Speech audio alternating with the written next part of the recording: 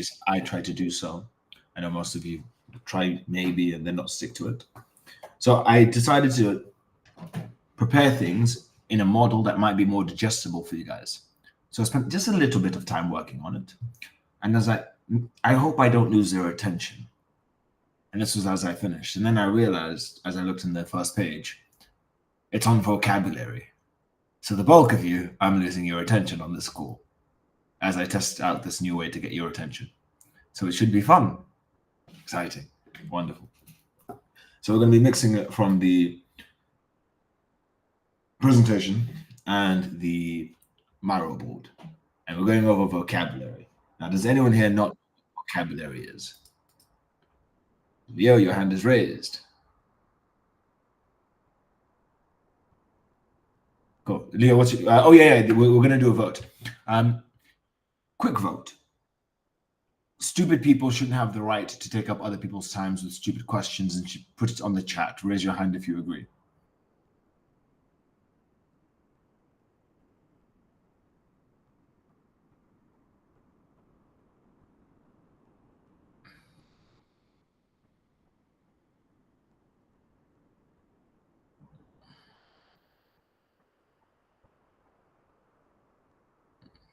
It's not a full majority.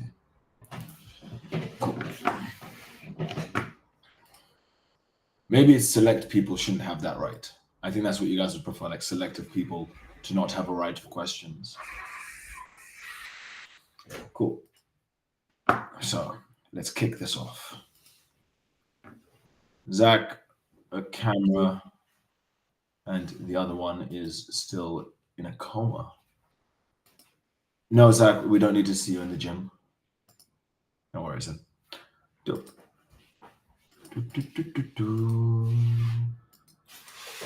Victorious vocabulary, the topic that we're going to learn today, and I'm going to try and make it as interesting as I can for you peons to comprehend the power of vocabulary. So, the psychology behind words and persuasion. We're going to kick it off with the differences of utilization for vocabulary and the words that you use. They can result in cognitive or utilize for cognitive dissonance, reciprocity, social proof, anchoring, emotional appeal, scarcity, authority, and storytelling. Does anyone not know what any of these are?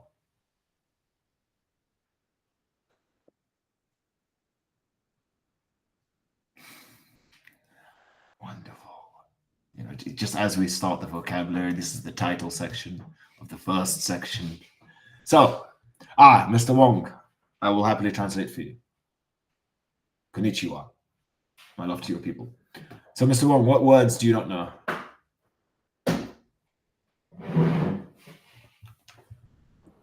The second one.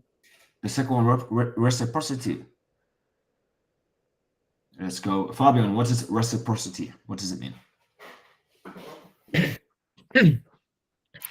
Reciprocity is if someone feels indebted to return a favor when someone has done something kind to you, and say you feel indebted to them to return the favor.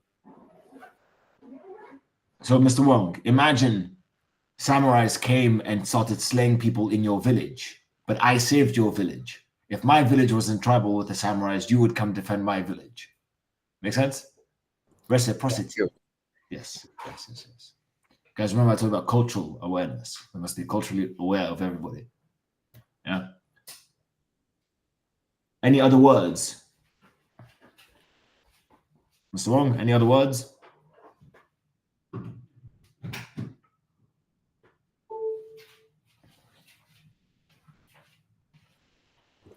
No. Wonderful. Then you can tell us what anchoring is. Mr. Wong, what is anchoring? Oh, no. I don't know. Oh, okay. Endurance, what is anchoring?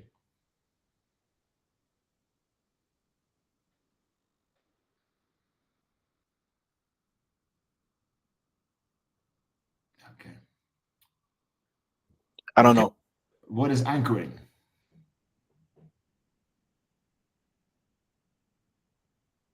Marqueta. Make people stay in one position, no? Kind of thing. Not really. Mr. Perez, anchoring. Well, it depends on the context. Ah. You guys have 55 slides ready. But like holding something in place, keeping something still. Okay. Ethan, anchoring. That's what I was going to ask about. Okay. Guys, we're just gonna go through because there's reference to it afterwards. We're gonna go through everything one at a time. It's gonna be fun. So, cognitive dissonance, right? Cognitive dissonance is the discomfort that arises when individuals hold conflicting beliefs or attitudes. For example, Ethan may believe that Christianity and being a Catholic is the right way forward, but when facts are brought to him, his brain gets confused, and he's unsure of what's true, and as such, cognitive dissonance takes effect, right? Wherever it is on your screens. Yeah. In persuasion, creating a sense of cognitive dissonance can be used to highlight the gap between a customer's current situation and the belief that your product or service is motivating them to resolve the dissonance through a positive action, such as making a purchase. If someone's viewpoint in the world is retarded, but they are also in a certain type of position that is not good for them, you can use that to your advantage. Explain to them, look, the way that you believe is clearly not correct. And reframe it, utilize the correct vocabulary and words in order to get them to see through your junction, right? The next one, reciprocity. Reciprocity is the social norm that encourages individuals to respond in kind to positive actions. So when you are walking someone through and you're walking them through their pain, helping them find solutions, they will act in kind, right? Offering something of value, such as information, a free trial, or discount. We don't do free trials or discounts, but just it's written here, can trigger a sense of reciprocity in a customer, making them feel more likely to reciprocate by making a purchase. Now, what that can be utilized for is when making a quote unquote custom offer, right? We can leverage the fact that we're making an offer, doing it only for them, in order to get them to be more persuaded to their side. I know for a fact that all of you will, not all, let's say 85% of you would bend over for any deal to go through, but we have to pretend that it is a deal that you don't want to go through, but you're happy to do so, right? But later on, we're going to go over one that doesn't actually work in your favor. The next one is social proof. Social proof is a psychology phenomenon where people conform to actions of others under the assumption that the actions reflect correct behavior. Now, you can utilize how you hold yourself, the words you use to act as a form of social proof. We'll be going over that when we are all learning new words today to utilize. Anchoring. Anchoring involves the tendency of individuals to rely too heavily on the first piece of information encountered when making a decision. Presenting a high-priced offer first can set an anchor, can act as an anchor, making subsequent lower priced options seem more reasonable and encouraging customers to choose them. The way that this works, as an example, not that I don't per se like this example, it's when you'll have three price models. One that's very expensive, one that is very good price, and one that is normal priced, right? You push for the big one, people are more likely to go for the middle one. Typically, when people have this pricing structure, they never go for the big one. Everyone always goes for the middle one, but that would be an example of anchoring in this case. Next one is emotional appeal. Emotions play a significant role in decision-making, often outweighing rational considerations. This is why I always tell you guys to pull for pain and focus on the result, not the product. Focus on the result of what you do, because that is emotional, not the facts, unless you're dealing with an intellectual bio. Crafting messages that evoke emotions such as excitement, joy, or a sense of belonging can create a strong connection with the customers, making them more receptive to your sales pitch. Scarcity. Scarcity is the perception that a product or service is in a limited supply. This allows you to increase its perceived value. Now, this, I would say, is not something that you can utilize in real estate. I know that a lot of you guys are in real estate. Now, who can tell me why this doesn't always apply or can't be utilized in real estate?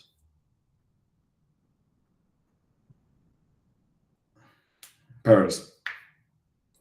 Because there's so many fucking people in real estate. No. It is because they are trained on sales. When you say it's only today, they're going to chuckle and laugh in your face because they know it's not only fucking today. They know it's available tomorrow and the day after, and most likely on Thanksgiving as well.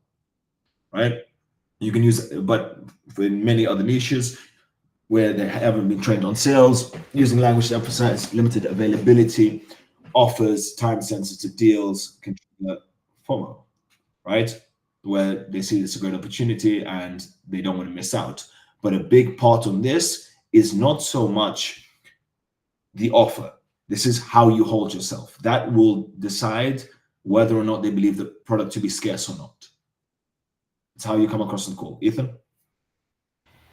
No, I know you just added the last part where it's more of how you come across, but how would you position it in the offer? Say in my case, would it be like, hey, yeah, we're just doing it for $200 each appointment. Normally it's $300, or No. Make a decision on this call. I only work with people on this call. Like it's now or never.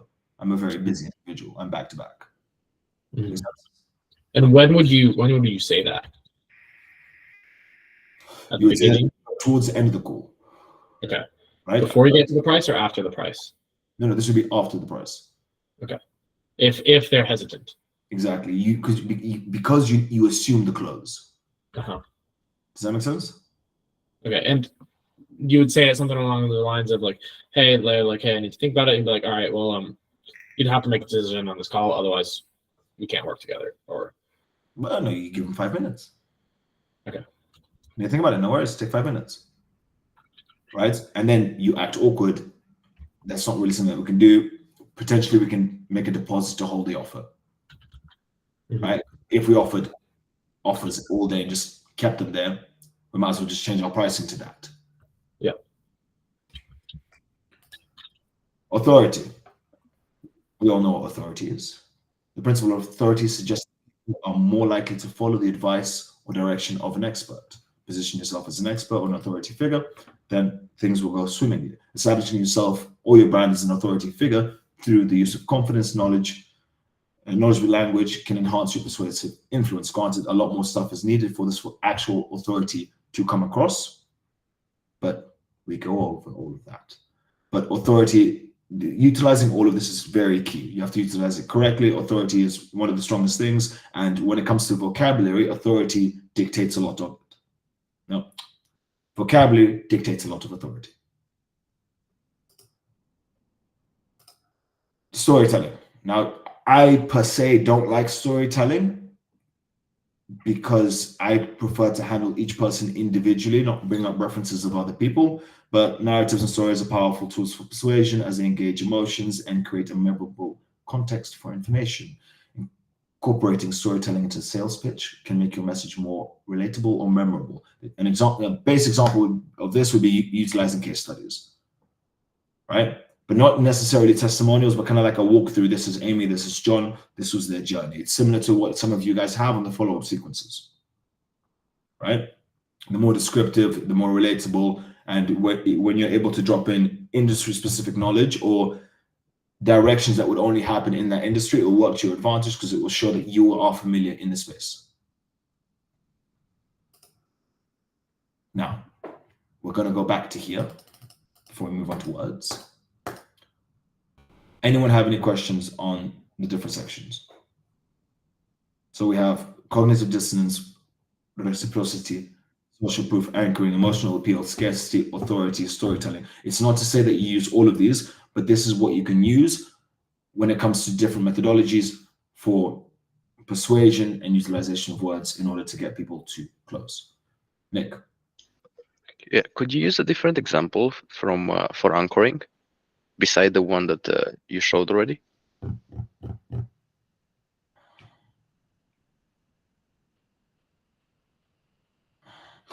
It would be as though to create two different payment plans. So everything about anchoring has to do with the payment plans, right? Yeah, not everything to do with it, but it's in this case, it's surrounding payments, right? And so we've got a heavy hitter that they're not going to go for, or they're less likely to go for, and then a plan that is more suited. Okay. Does that make sense? Yeah. I thought maybe it's a different context that we can use it as well. That's the overall context in this purview. Granted, anchoring is used in a lot of different things, let's say psychology or just life-wise. Like in borderline any field, you can use anchoring in specific contexts. Isaac.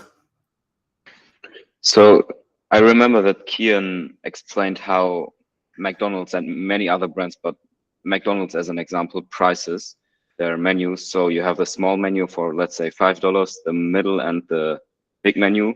The middle one is for $8 and the big one for $9. So do you know what I'm talking about?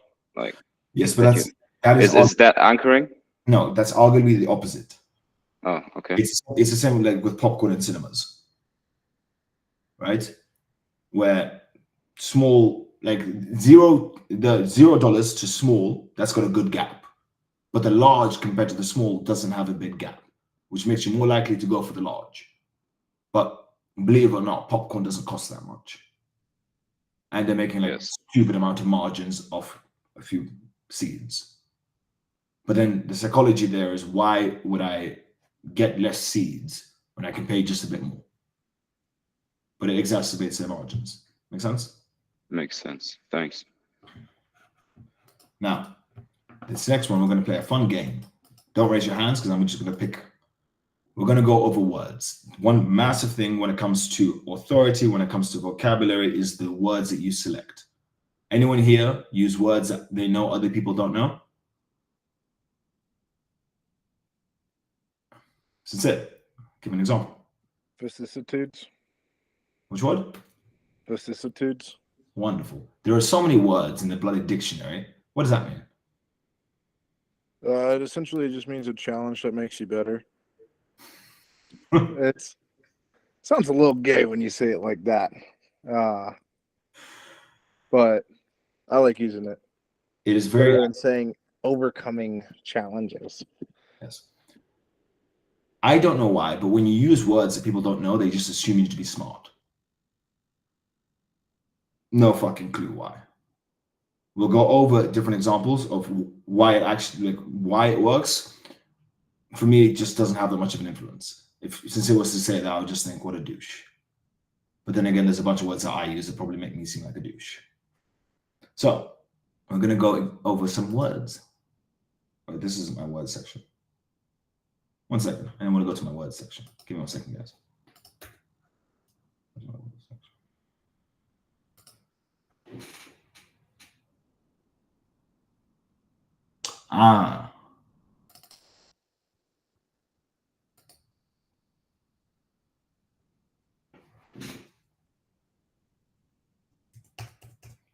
Wonderful. Got it.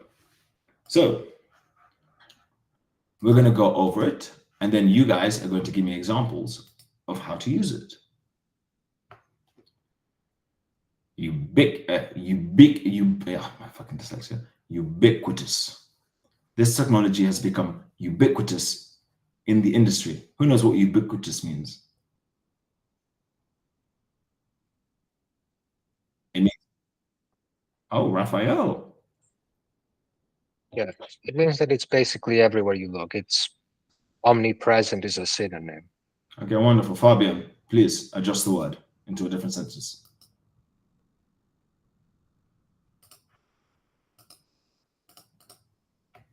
Ubiquitous. Fabian? Yeah, you want me to change the word? No, I don't want you to change the word. I want you to use it in different contexts. Oh, in a different context. Okay.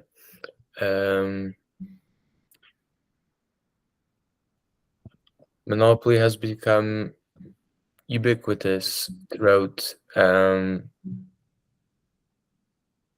lives of all the women that you know. I agree. So that works.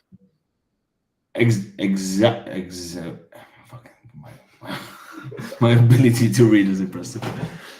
Read out loud. Yeah, exacerbate.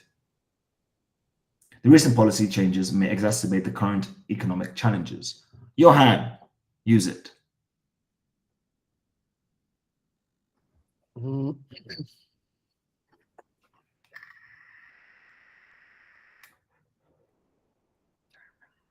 You look high as a kite. I'm thinking.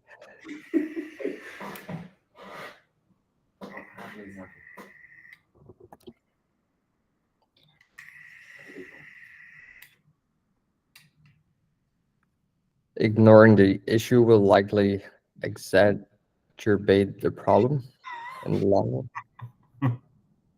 See, I struggled to read that word because I thought there was a T in the word. You just changed the letters. Oh shit. Okay, Nick, next one.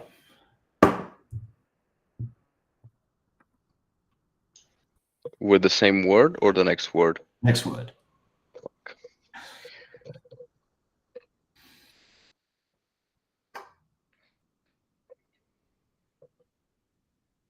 Efficacious.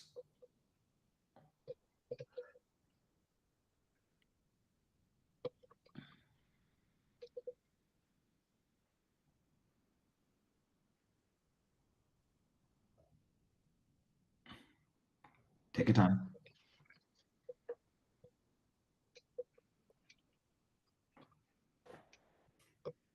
Okay, Morty, give it a go, Morty.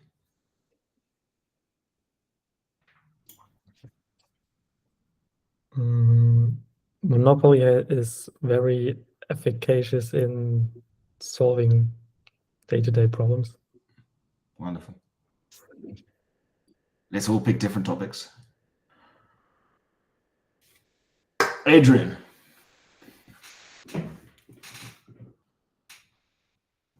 Next word. Yes.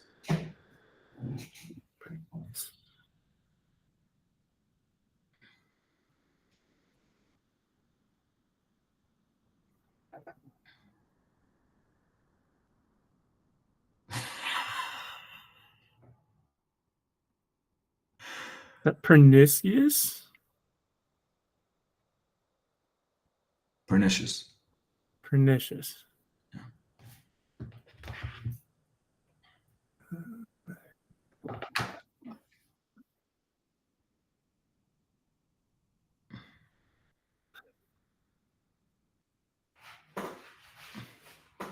It's like we're in 3rd grade.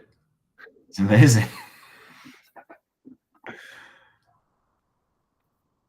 The animals are pernicious when they escape from their cage.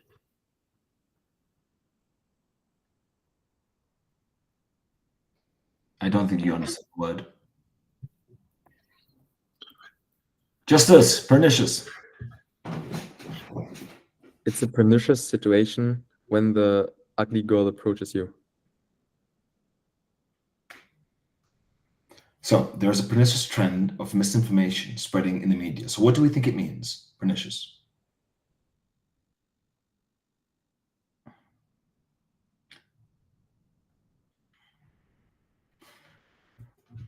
Marketa. It's badly affecting. No? I believe so. Let me just double check. Because I don't want to say wrong. Yes. Okay. Leo, next one.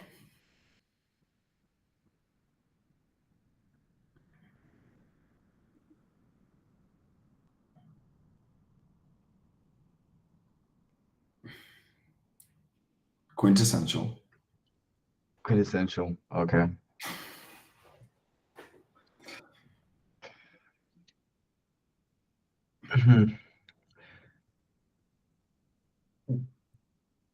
The group is a quintessential example of stupidity. Wonderful. Wonderful. So guys, the 15-year-old can do it. I'm sure, the rest of you can, keep up. Let's go with Thomas Zabrowski. Yes. The next one.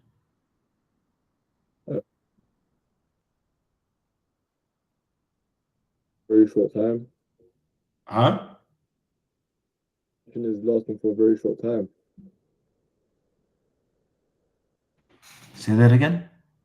The definition is lasting for a very short time. You have a microphone. It doesn't work properly. I don't know.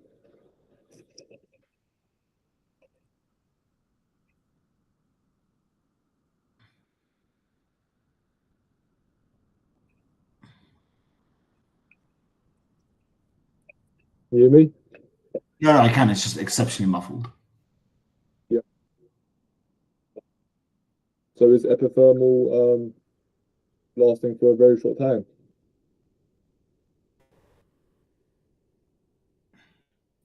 Yeah. How do you use it? By the way, the P and the H make an F.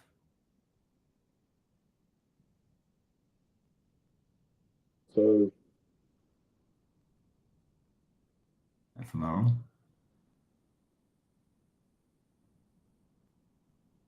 So use it in a sentence.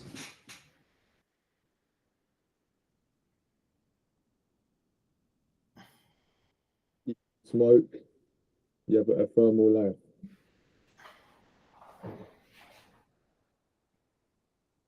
Okay, cool. Ethan.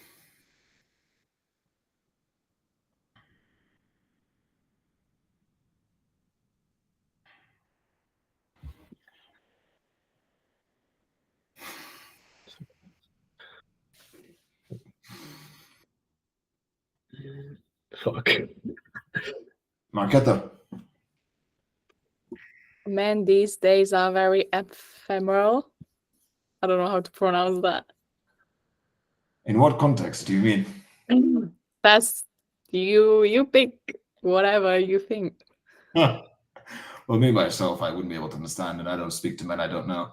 So, I'm sure it's sincere. Sincere may be more familiar with what you're discussing. But no. Marketa, the next one. Sycophant.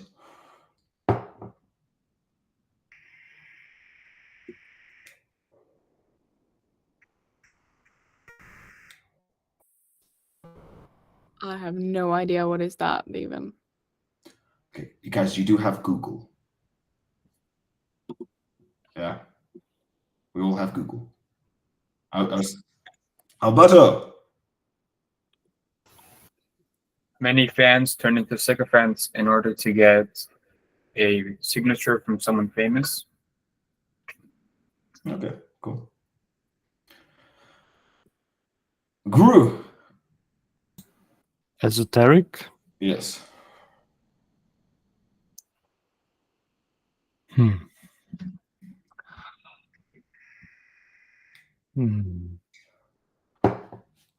When I heard about backdated model, I found that it's esoteric one. Paulina. The speaker addressed the audience with a remarkable aplomb. The presentation was given to the client with aplomb. I don't know. You can't say that. Sincere. For a plum? Yeah. So a lot of the people in the Monopoly group have a false sense of aplomb.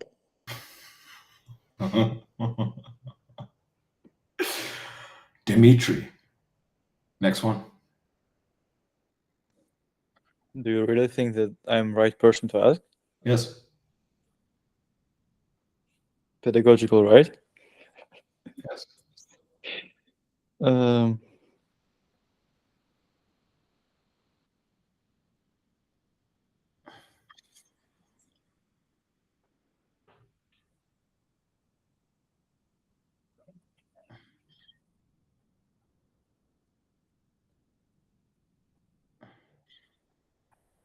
I think I would skip it. I thought you were thinking hard to give us a pedagogical response. Yeah. Osman. Pedagogical. Monopoly explains in a pedagogical way. Fair enough. Nah. Next one. Woo! Perez. First one's easy. When I was in high school, I went through and did very nefarious activities. I don't like very nefarious, but okay. Adrian.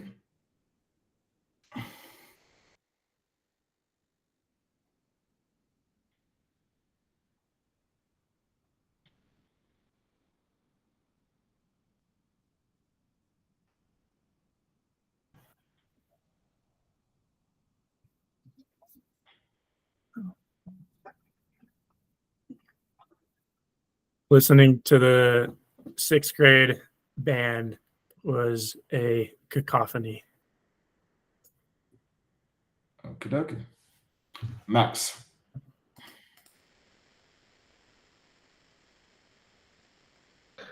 Circumlocution?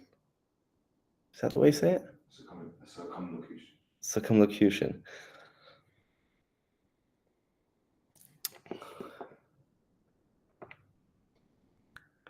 When presenting my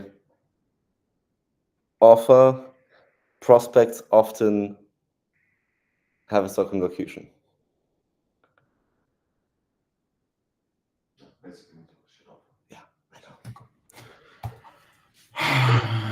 Let's go with Malachai.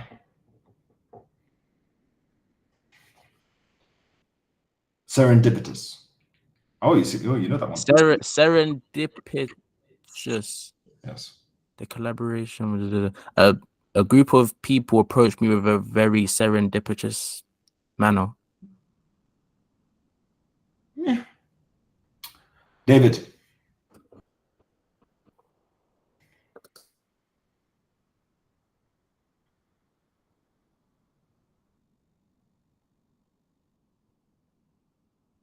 David.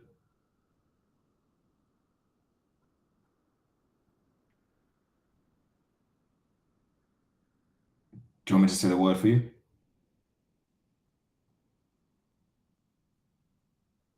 Okay. I think he's watching Cam Girls. Let's go with Raphael. No, let's go with Marcus.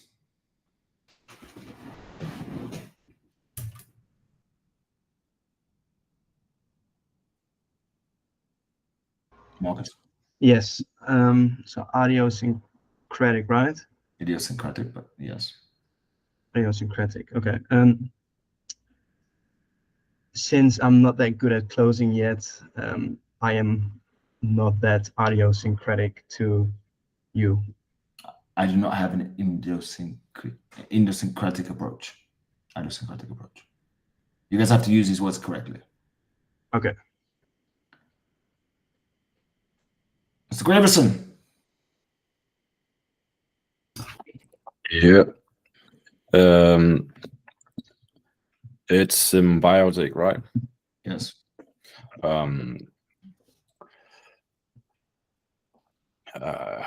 The two animals have a very symbiotic way of living in the same environment. Wonderful. Dino.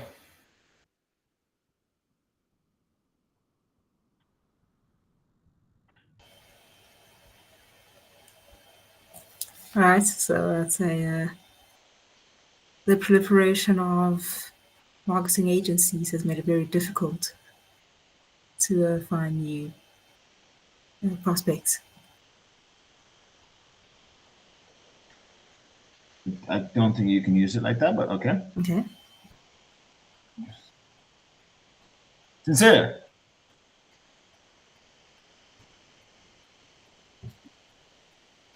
So proliferation. No, the next one. Obfuscate. Yes. Ah. Yeah, obfuscate. Obfuscate. Hmm.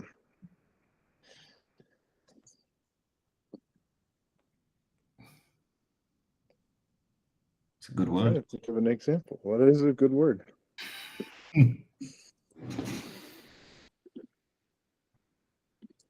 Sincere may become obfuscatious when talking to women he doesn't know. That's a good example.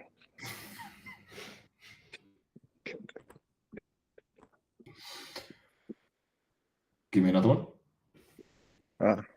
All right.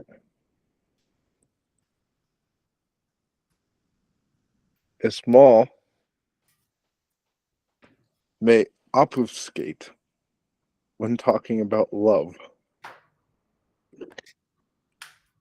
No, that would. No, make sense. Doesn't no, make I sense. just obfuscated. Okay, Leo.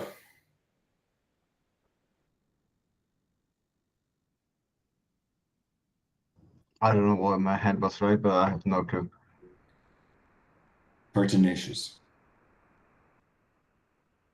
Pertinacious. Yes.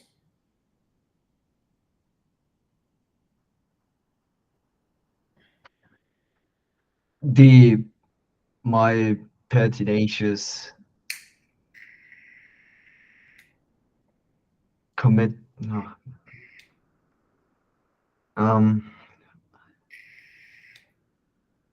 My pertinacious contribution to this cause isn't the best. Your pertinacious desire to hate yourself slows you down. Understood. Let's go with David. I believe you're back. Yeah, can you hear me now? Yes. Or ineffable? Yeah.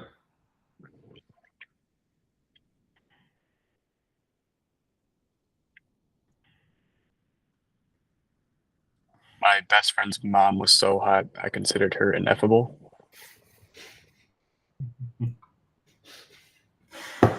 Very good. Very good. Now, quite simply, if you're able to formulate sentences that are comprised of words that people are unfamiliar with, they'll see you in a good light, in a greater light, in a light that they couldn't perceive because they can't perceive the words that come out of your mouth. Now, these are much more difficult words to embody into the way that you speak so that the words in you are not symbiotic. However, when you are able to dictate your language in a manner that shows a difference to you and the average man, people will view you differently. Using better vocabulary and adjusting the words that you speak using different verbs, adverbs, whenever you talk, will allow you to close more deals because people will see you in lights that I will explain later. But for now, Osman. Despite the fact that there is possibility that they can understand you? Yes. Beneficial? 100%. Because if Osman, have I ever used words that you don't know or you're unfamiliar with? Yeah, sometimes. Do you tell me that you don't know the word or do you just pretend you know the word? Pretend to know the word. Why?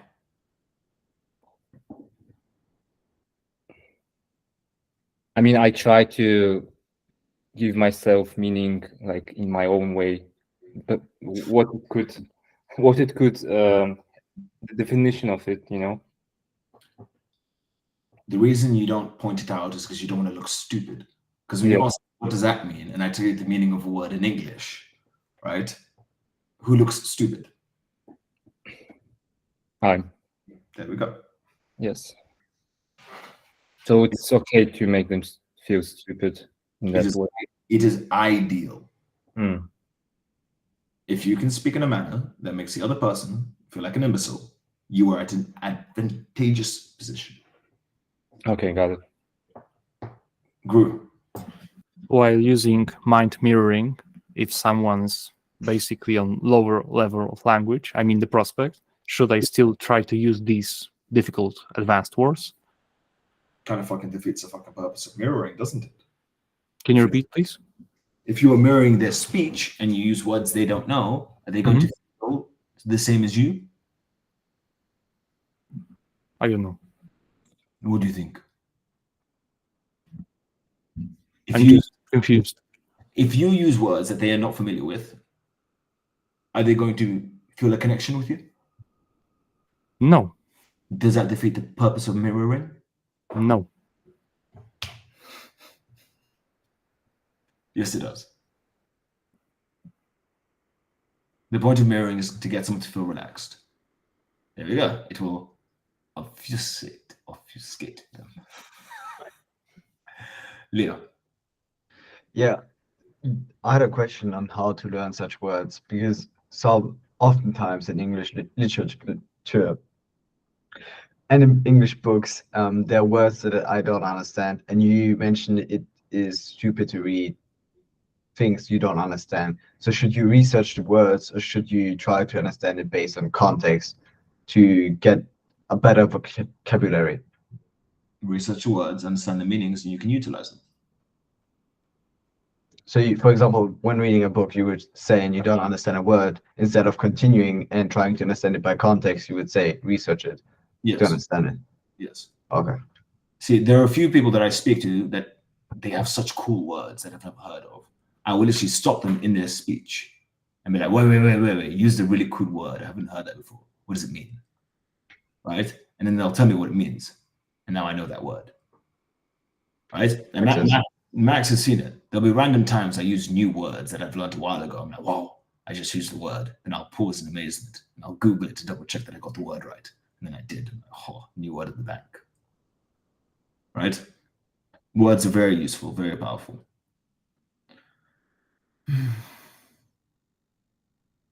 My indignation of your vocabulary is ineffable. So Max. Ethan. Which word is it on? What did you say?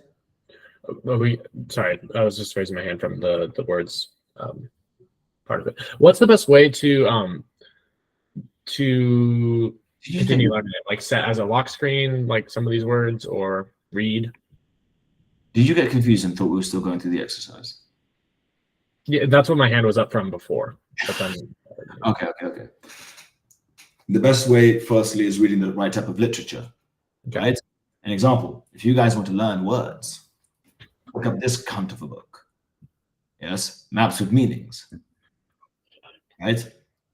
And watch your brain just get tired as it reads stuff written in such absurd manners. Let me see if I can. An example, like first paragraph.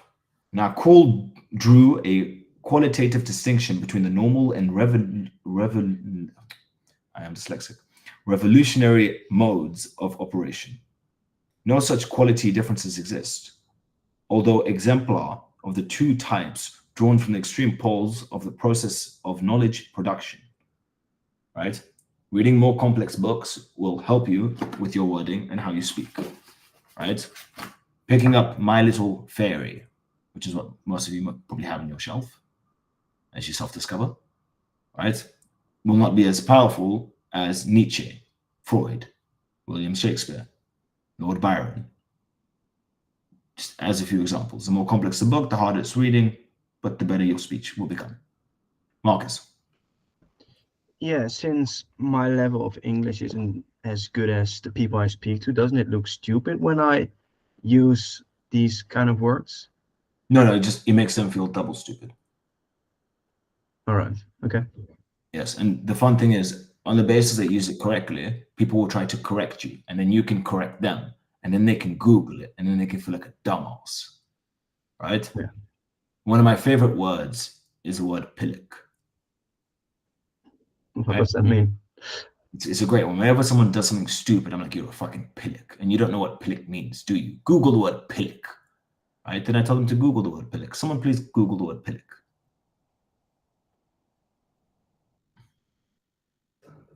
Yeah, Max has done it before. He's been in that position. Johan, what does pillock mean? Stupid person. There we go. So upon calling someone a pillock for stupid behavior, they then Google what it means, and then they feel double stupid. It's a wonderful thing, right? As Max said, it's happened before with him. Yes. If you have an accent, this will work to your advantage massively, right? It will help you wonders. Okay, thank you. But in all walks of life, the better your language, the better your life will be, because the more serious people will take you, right? We're going to flip-flop through this presentation, I've decided. So give me 2 seconds, and we're going to go over why this is very good. So Ooh. That's the different types. That's the avatars. Okay, wonderful. There we go. So now this is something you're all familiar with, I hope. The word words. Ta-da! You know, I think we all know what that is. It's what we're studying today. Now, the utilization of words can allow you to be seen as an authority figure. It will allow you to come off as an individual who is perceived to have expertise in their field. It will allow you to demonstrate education and experience. Now, do you believe someone who uses very high-level words is part of a gang? No, but you may associate that with somebody who uses dumb, broken words or overuse of slang, right? It provides credibility. It sets you apart from the general audience, right? Let's imagine 5 of you are hitting up the same prospect, but one of you is using big words. Those big words alone will set you miles ahead of everyone else because the prospect will understand that you understand things that other people don't. You are well-read, well-knowledged, educated.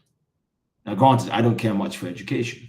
I didn't go through too much of it myself, right? But it makes a massive difference to how people perceive you. It gives you a lot of precision and nuance. Now, while I hope you guys start using big words, I'm pretty sure most of you are going to use it incorrectly. However, these variations of words allow for a much more precise description to be given. An example, juicy, right? Voluptuous is a lot more descriptive and can indicate what you mean when you say juicy, right? I had an example in my head. I'm not going to use that. Endurance. If the whole point is they don't know words themselves and let it fly by, so can't you just like make up one on the spot and just pretend it's a word and just go along with it? Like, I mean, you don't know what it is in the first place. No. Because you're going to sound like a fucking dullard. Yes. Perez. What if they Google the word right after you say it? If you can't just make up the word. No, yes, this isn't fucking Shakespeare. You can't make up words.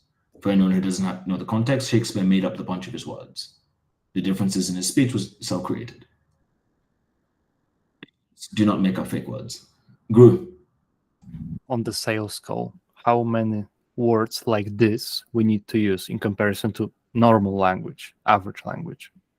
Aim for 100%. Okay, so basically trying to use as much this kind of vocabulary as possible. Yes. Okay, but and what? You also have to fix your English. Not as much this vocabulary possible. As much of this vocabulary as is possible. You can't use big words with shit English. And what words to use? Specific. An example would be when you were discussing how many ads you run and test.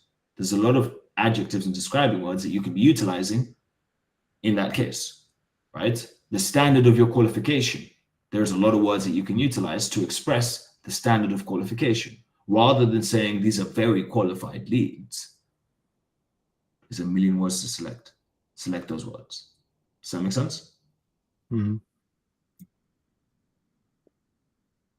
Paulina, my love, talk to me.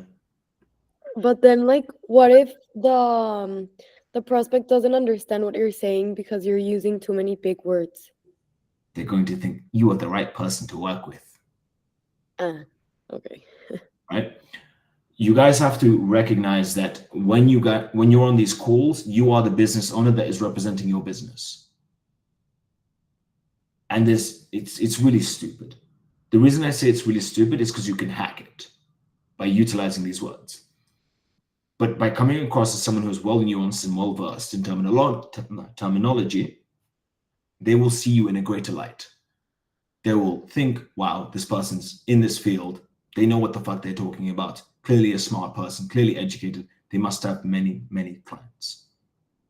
This is one example of what they will attribute and associate with your wordplay. Does that make sense?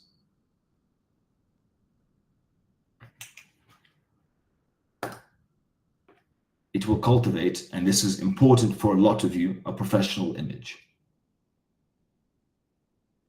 Very, very important. It will fix up a lot of stuff. One thing I've said many a time is you are your service. You are the representative that is the service, because you are the person who pushes the boat. This is not a product. This is not AI. It's not something that's been created by some development team.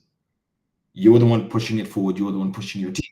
How you come across will dictate how much money people are willing to pay you, because it will dictate how much value they see in you as an individual. Ethan.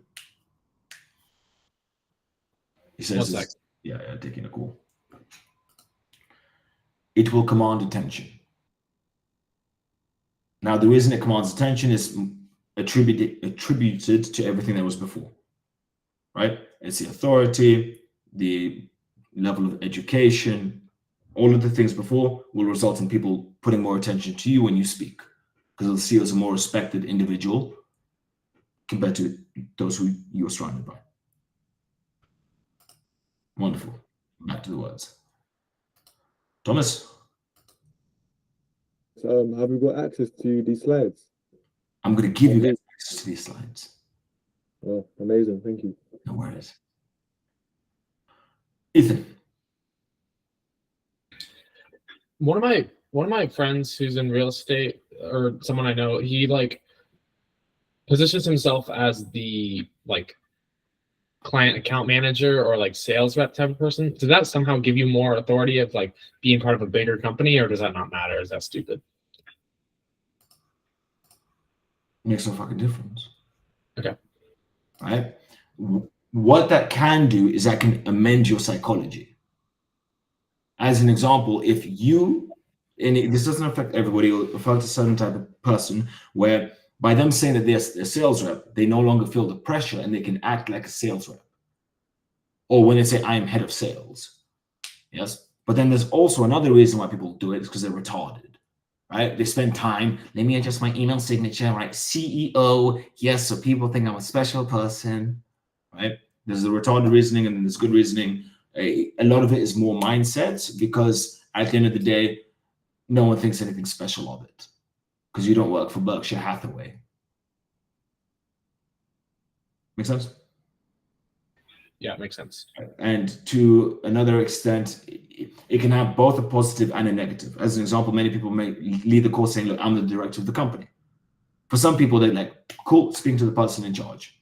To other people, it's going to be like, well, clearly it's not a fucking thriving business if you're hopping on a call with someone you don't know.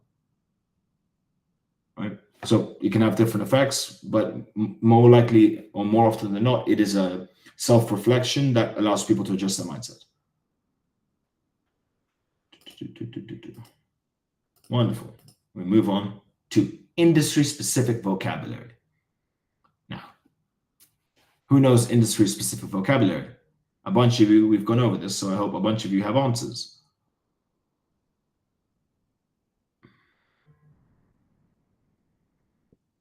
Ethan.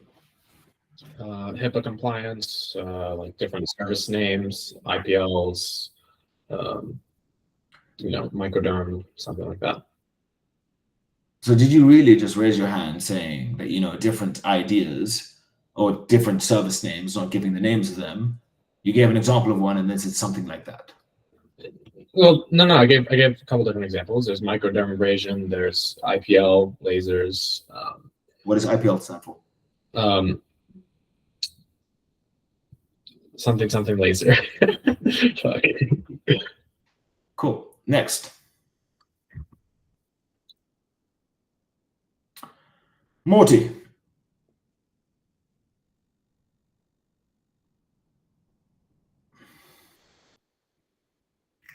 Alberto. For insurance, you can break it down by carriers, which are first mutually owned companies such as Mass Mutual, Nationwide. You also have other companies that serve specific things like annuities, such as Athene, National Life Group, and you also have foresters. So Those are all the insurance providers. And within the policy, you also have things like death benefit, cash value, face value. You have monthly premium, and all of these different variables. Very good, very good. I muted you. Very good, very good, very good. Now I won't take away your glory, because your glory, don't worry. Malachai. Hello. With a man with so many pieces of paper stuck to the wall. Industry specific terms, please. So, for example, with solar, you could say that you wanted to get them quality leads to avoid tire kickers, which is something that they call people that don't really want to buy, but they just kind of act like they want to buy, if that makes sense. And So what- people that just like waste time a little bit. And what are they classed as? What's the word for it? Tire kickers. That's not industry specific. Oh, okay. By the way, do you keep your camera on when you have sales calls? Yeah. You know they can read self-doubt killed more dreams than failure ever did. Oh, that's just for me, innit? Because obviously, like, Do you take it down? Take it down, yeah. No, like when on a sales call. Because if you were trying to close me and I read you need momentum to escape, so no days off. I recognize that you're trying to escape from something and you're trying to get started onto something. Does that make sense? Yeah. Just cool. Appreciate it. Also, you're not facing it, so it doesn't remind you. But anyways, we'll move on. Leo, real estate terms, enlighten me.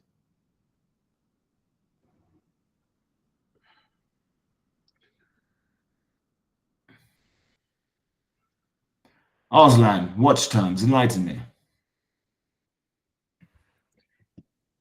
Bezel, dial, tourbillon, GMT, oyster, perpetual. No, not the fucking make or the names of the fucking watches. Industry terms. Yeah. Leo telling me semi-detached house, apartment. Yes. Industry specific terminology.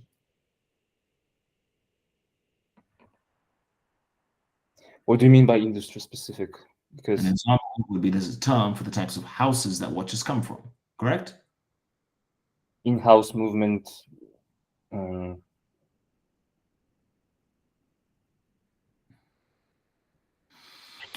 complications. I mean,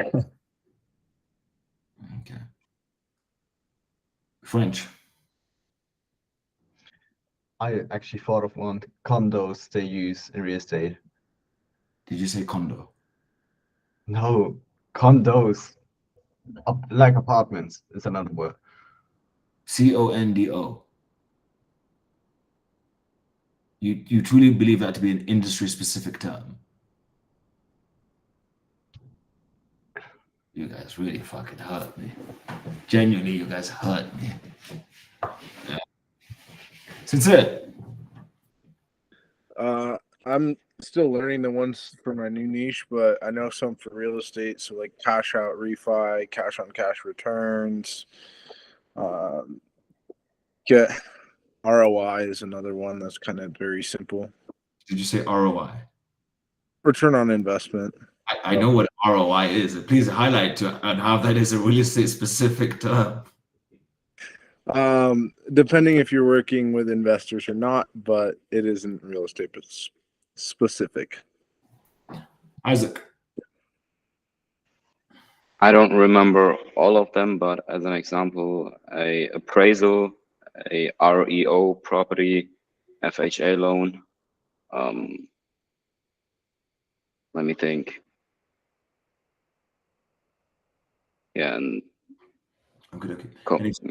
An example in real estate, if you understand the loans and how the loans works and the terminology for when someone is applicable for a loan and when they're not, or the process of it, when you make that as a reference point to the qualification, your agent will understand you know what you're talking about when it comes to the qualification of a lead.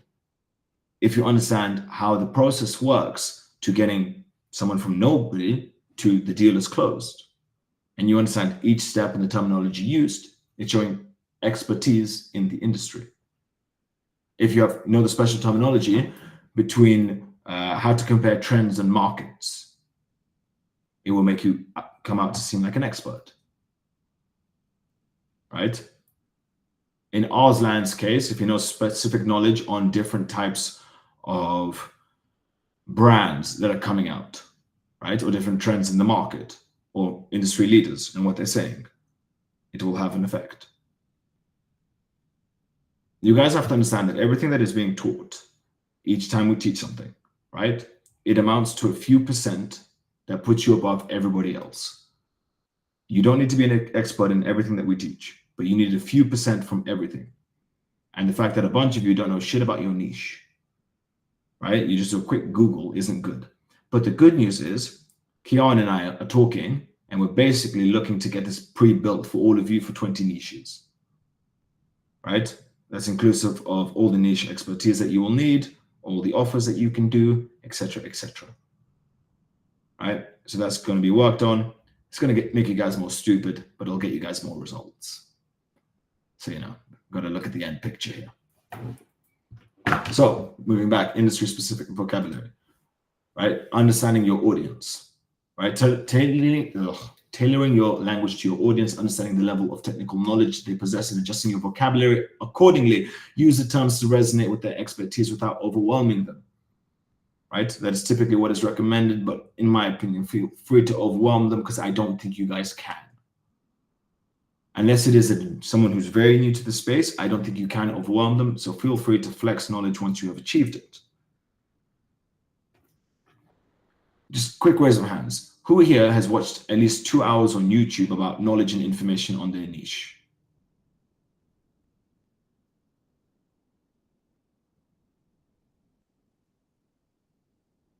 But I'm sure a bunch of you actually know what the Kardashians are doing with their lives.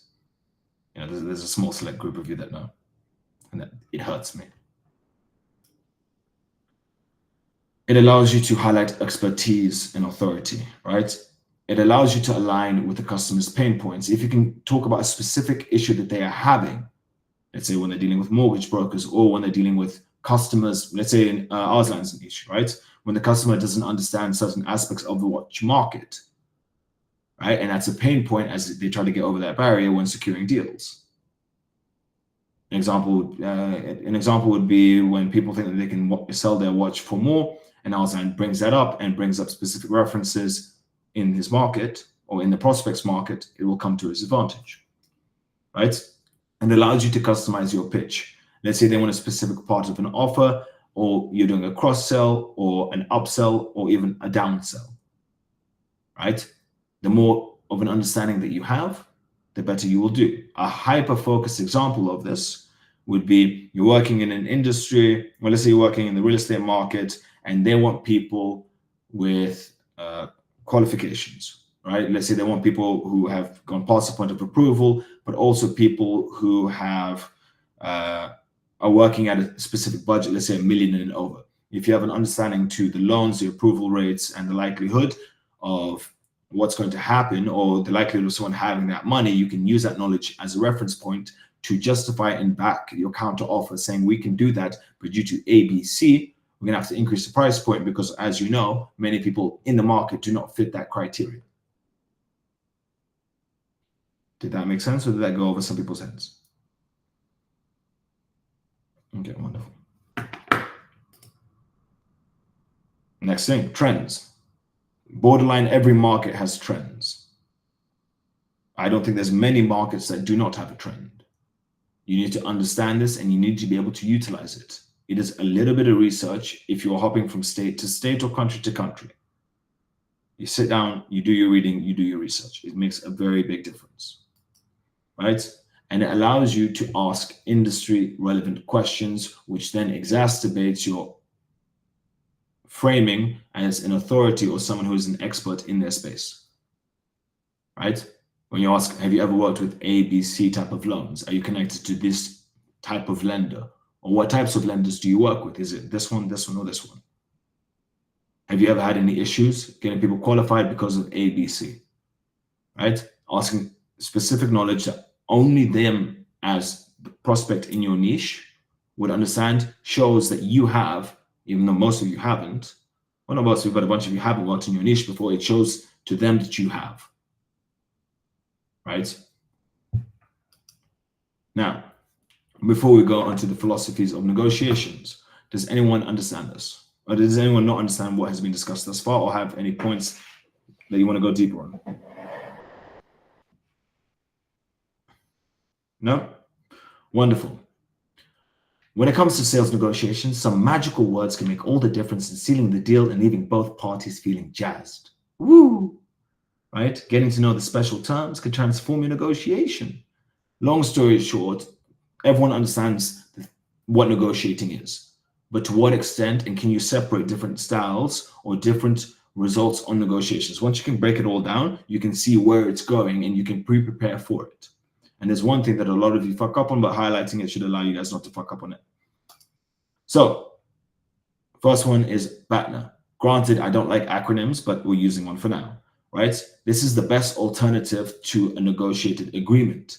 This is when, look, because of certain circumstances, budget, time constraints, this is the best offer that you guys can both work with, right? The next thing you guys need to understand is your reservation price. Granted, I don't care for the terminology. You guys just have to understand it. You need to know what is the lowest price you are willing to work with. For the bulk of you, you do not know. So you need to sit down and do maths on what is acceptable for you, what is acceptable for your product, for your pricing, your service and your pricing. Because that's when you know how far you will go. Most of you will just negotiate for the sake of negotiation, and because it didn't go your way, you say no.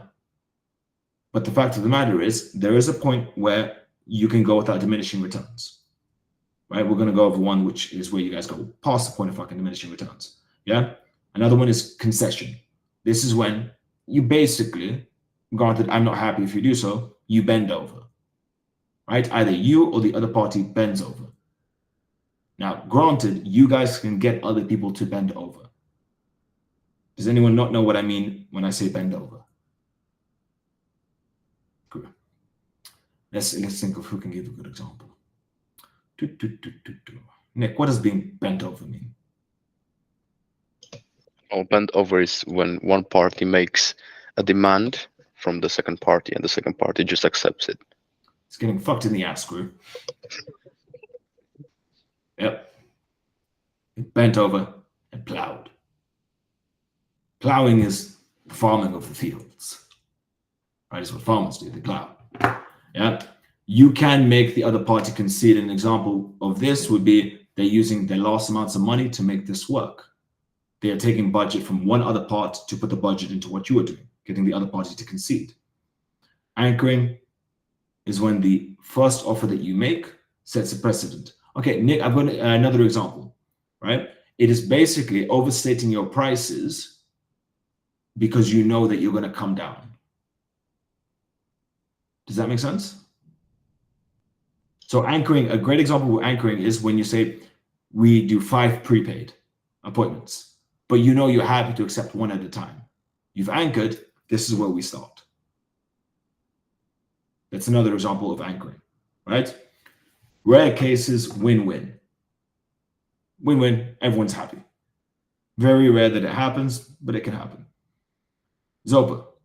Now, this is a zone, I hate fucking terminology, right? But basically, it's you understanding all the different types of offers that are possible to make it work. There are multiple offers that you can use. Granted, as you guys close deals, you need to do it less often so you can streamline everything. But you need to see how far you can go, how you can adjust your terms, the different offers that you can make. Yes, that is your SOPA. Negotiation styles. Depending, and we'll go over this on another call, but depending on who you're speaking to will dictate whether you are assertive, cooperative, yielding, or avoidant. These are 4 completely different styles that can all be used. I wouldn't say yielding, but I could be wrong, right? Power dynamics. Simple. Power dynamics, depending on how you handle the situation, will allow one party to dictate the terms to the other party. You guys are able to do it to other people, but trust me, other people can do it to you. Walk away point. There comes a point where you need to walk away from a fucking situation and not accept. In business, you guys will see, for those who don't give up. There will come times where you need to say no, and no is the best thing that can happen for you. And when you say no, you are letting more yeses in. When you draw the line, it genuinely results in more deals coming your way because it's a point of self-respect.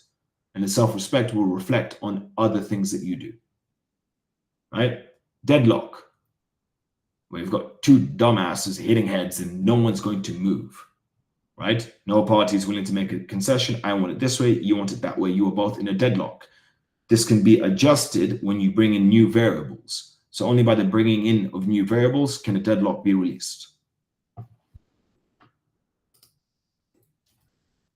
Escalation of commitment. This is when you dumb fucks will offer more than what you can bite. You'll say, yeah, we'll do this, we'll do this, we'll do this, we'll do this.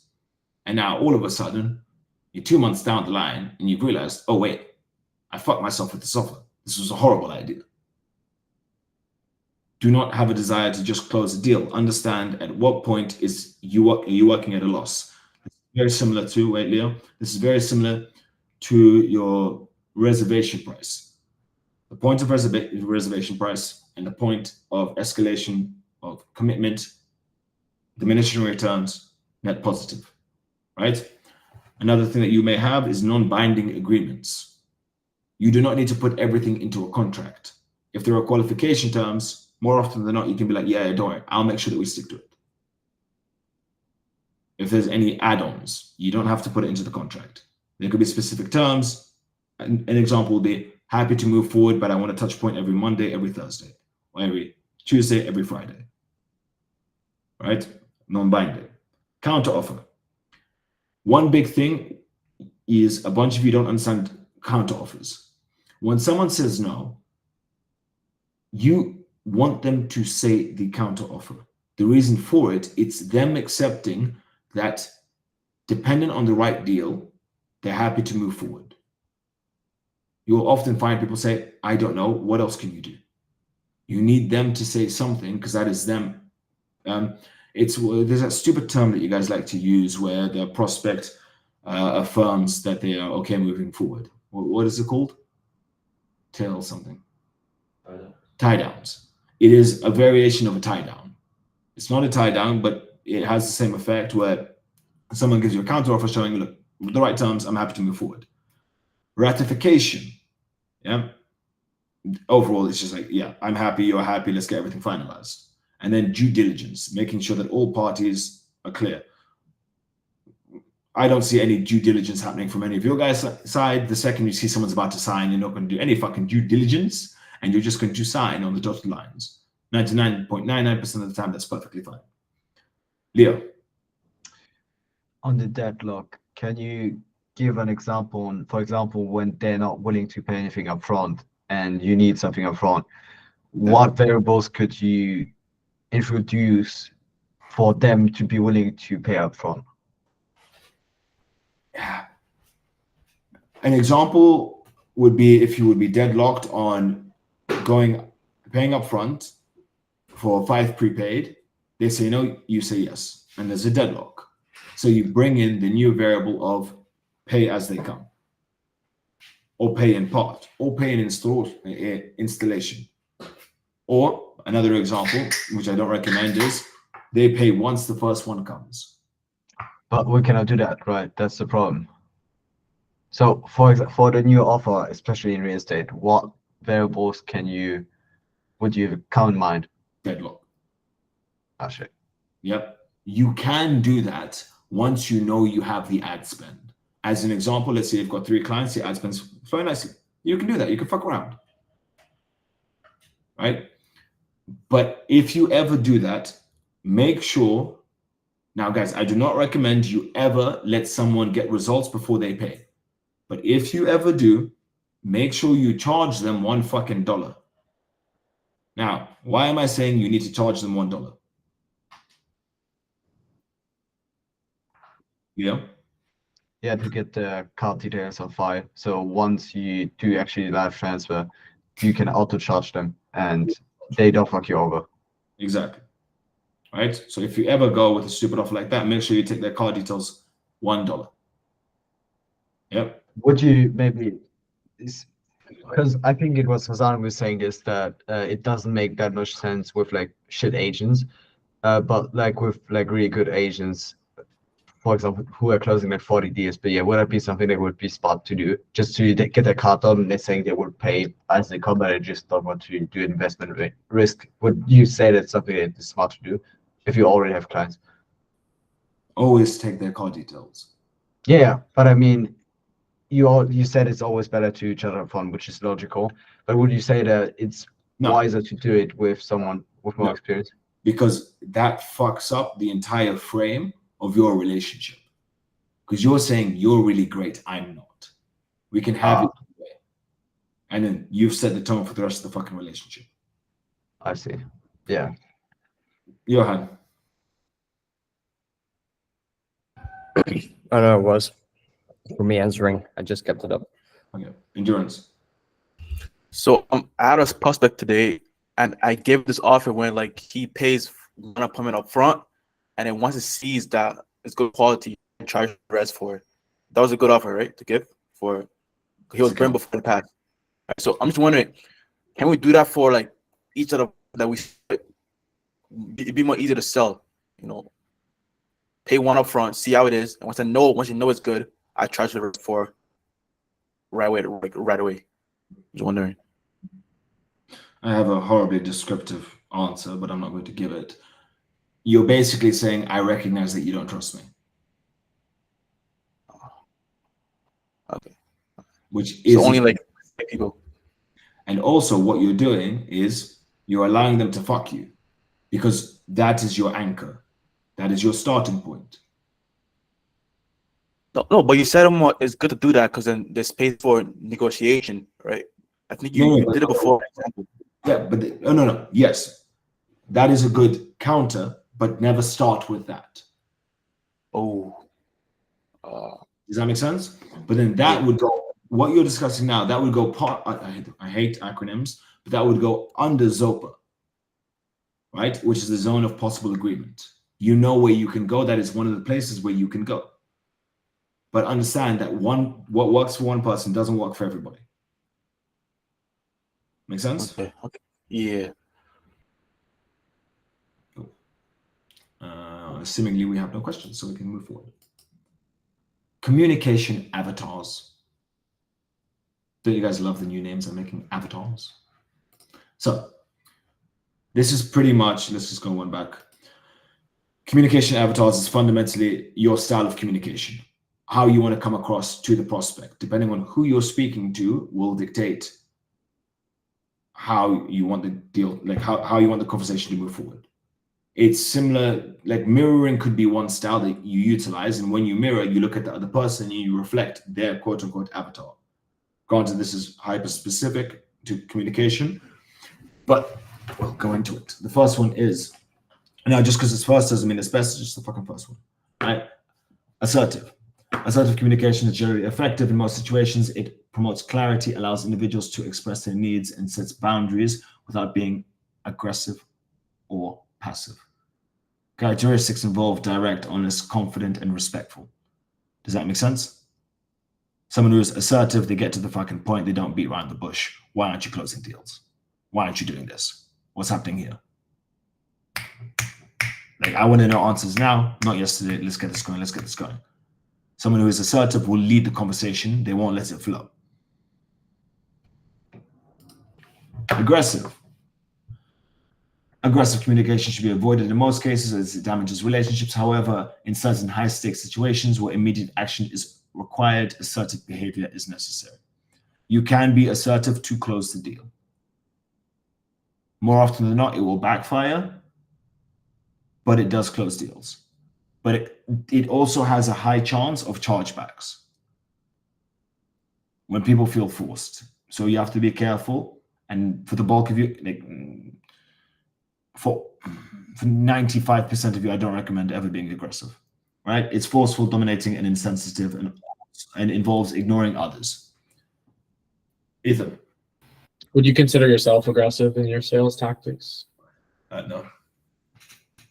Not at all. No. I am assertive, not aggressive. right? But I guess it's relative, because like me aggressive is a whole different fucking beast, right? So some people may class me as aggressive. You've seen me do sales. Am I aggressive? No. No. Basically, I'm docile and a harmless kitten. Passive.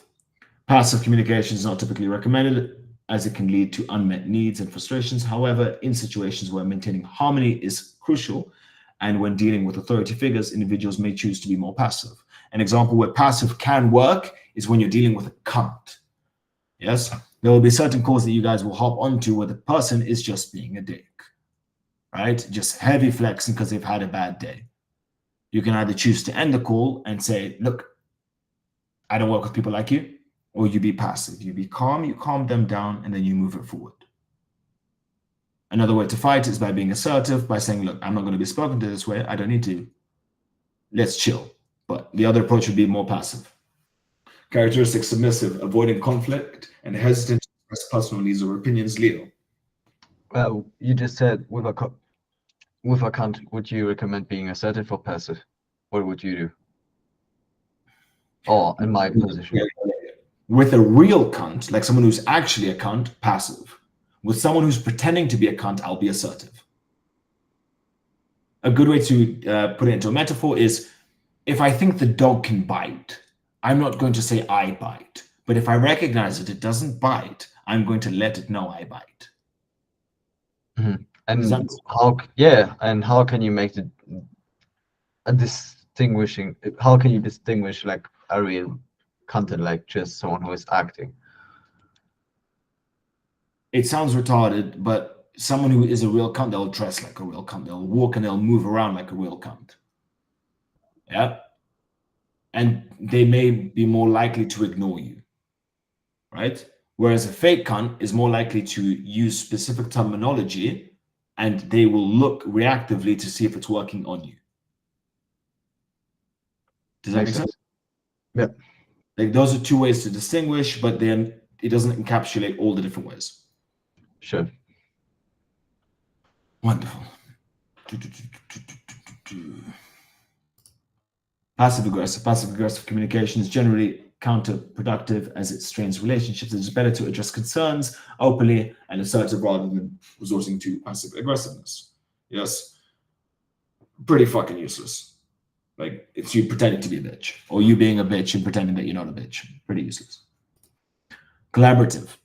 This is a relatively good one because it shows that you were flexible and you wanted to work for the other prospect. Yeah, teamwork, active listening, and focusing on mutual goals. I recognize that it's like a positive fuck me, fuck you model. Right? I'm going to bend this way, you're going to bend that way, and then we're both going to be happy. All right? It's a much more positive approach to it. Coercive. Now, obviously, I don't recommend being coercive at all. It's a horrible thing to be, right? But coercive communication can be appropriate in emergency situations or when immediate action is required. You may manipulate information, use words that other people don't understand in order to emphasize authority. You may make it high stake. You may, as an example, push their pain, right? Pushing down on people's pain would be classed as coercive behavior because you're overemphasizing something and saying you need a solution today, not yesterday. I encourage coercive behavior. Analytical. Analytical communication is effective in professional settings where accuracy and precision is essential. Analytical is very key when you're trying to understand how many deals they've closed, what their targets, what is their run rate, how many people come into their business, what is their show-up rate, all of this. Being analytical and having an analytical approach is very good when you are logically explaining to the prospect how everything goes, right? When you are dealing with an intellectual buyer, you need be analytical, be cooperative, be analytical. That will get you miles ahead.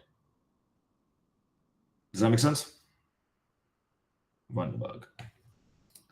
Expressive. Expressive communication is beneficial in creating environments. It's fucking useless, right?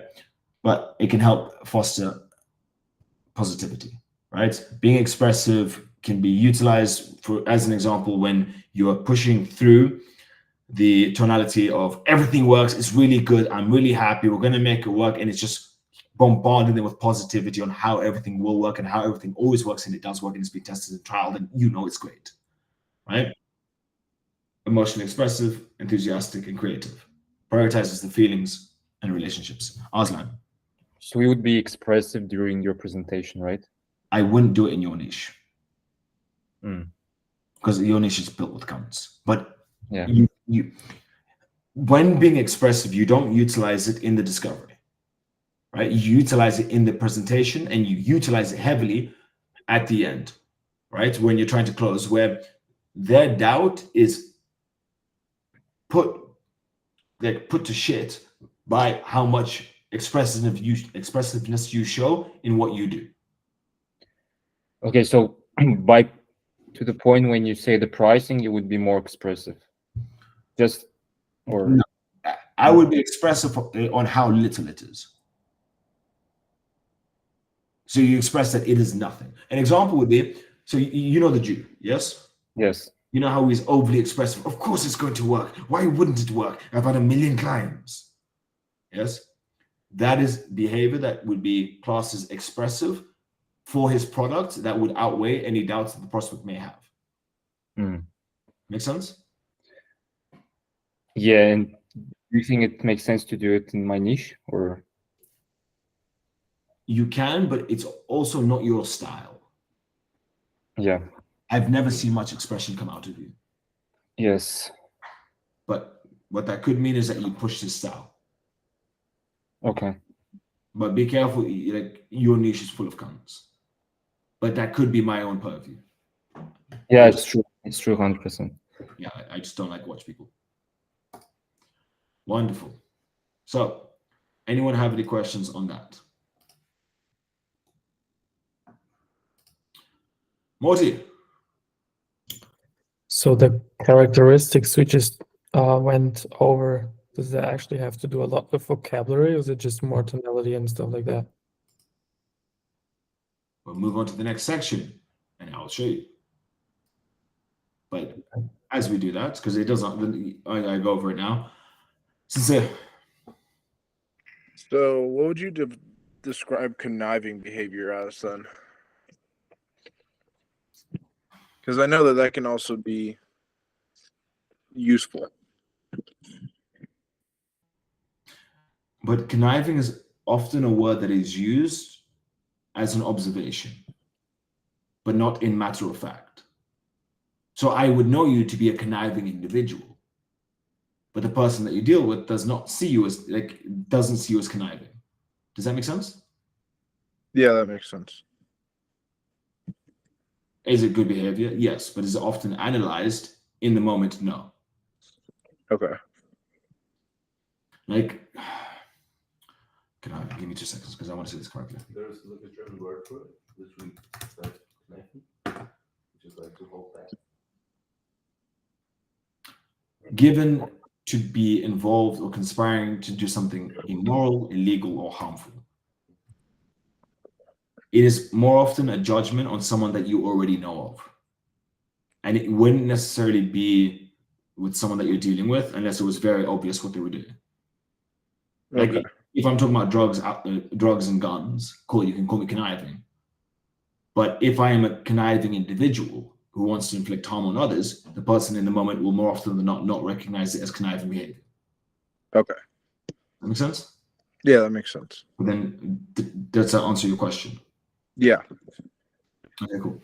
Now, let's go over the different terminology, right? Granted, I don't like all of the words that are being used, but we can get our own examples. Assertive, I feel, I need, I would appreciate, I believe, let's work together, right? It's pushing your opinion and trying to get the path going down your opinion.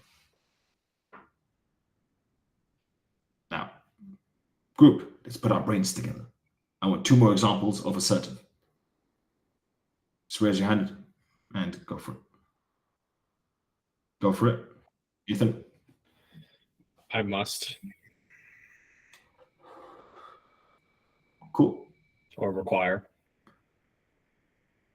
In this case, it's I would require. I must say. Yeah. Because you don't want must to be like a roadblock. Yeah. Make sense?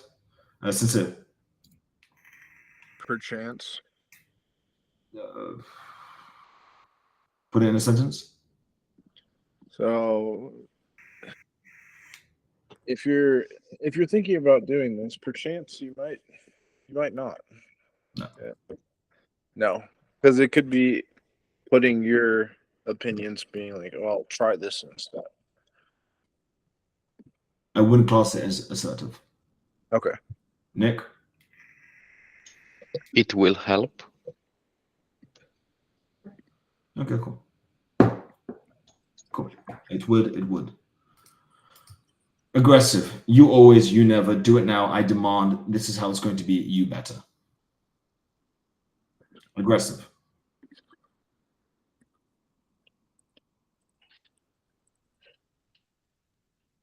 An example would be, are you really happy with your current circumstances? That is another example of aggressive that is contextual to what we are doing.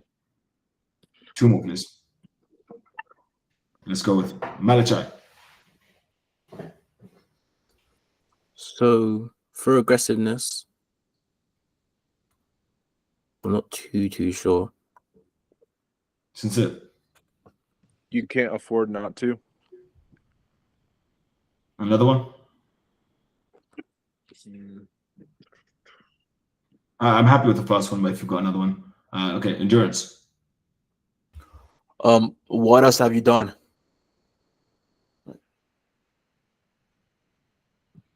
Have you really tried?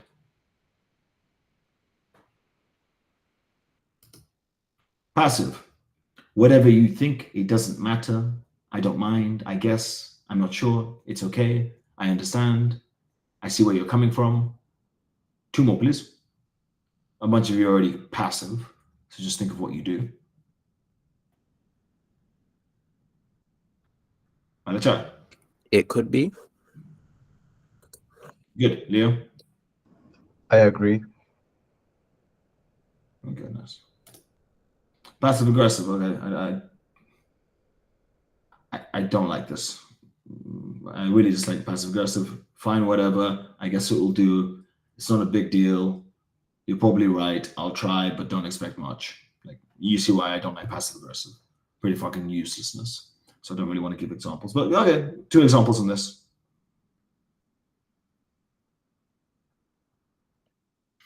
Sincere. You're too sensitive. That is aggressive. Why are you getting upset? That is also aggressive. Really? How is it passive aggressive when you say to someone, why are you getting upset? That's true. Because what is that going to do? Get them more upset. Well, I was thinking that asking someone like, why are you upset? Is it? Better example, is this really something to get that upset about? Oh, okay. Marcus. We'll give it a go. I would rather we can rather than we will. Okay. Linnea. It could work. You'll see.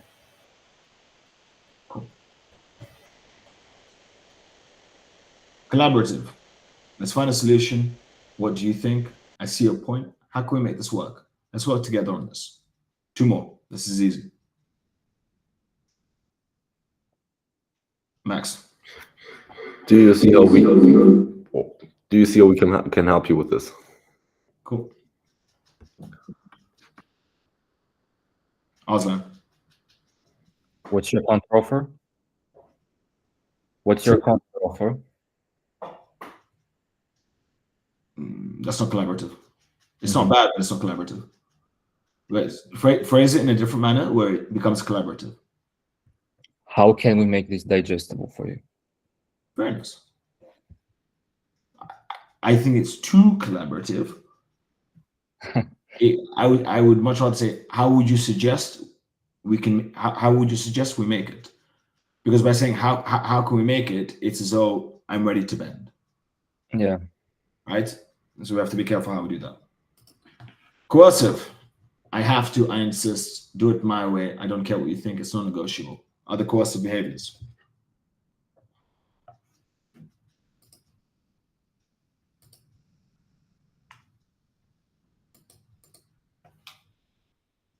Ethan.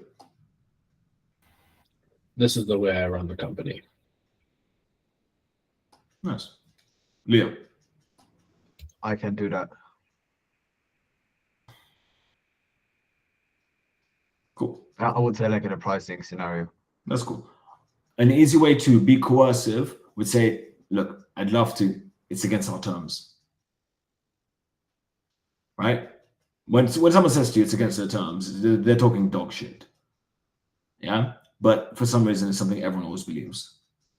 Right? The amount of clients I've had, and I said, I'd love to, but our terms and conditions. Right? And they'll say, I understand. And I'm like, good. Right? Or I'll bring up, company policy. Right? Granted, company policy was something it's theory. Similar to how like laws and taxes are theory, you know, very amendable and due to interpretation. Let's go with one further. Analytical. Data shows, according to research, let's analyze. The facts are precisely in detail. Give me two more. Endurance. Due to the market right now.